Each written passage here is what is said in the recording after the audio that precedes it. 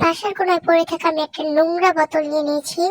তারপর আমি ঢাকনায় এরকম একটা প্রস্তুতি করে নিয়েছি, তোমরাও করে নিবে যদি তোমরা এটা ট্রাই করতে চাও। তারপর আমি এই জায়গাটা একটা ফুডি করে নিব। আমার ফুডি করা হয়ে গেছে, আমি এটা কয়েল দিয়ে ফুডি করছি, তোমরা চাইলে লোহা দিয়েও ফুডি করতে পারো। বোতলের ভিতরে পানি ভইরা তারপর মানে ঢাকনাটা লাগাই দিচ্ছি, লাগাই দিয়ে পানিটা আমি ছাড়া দিতেছি।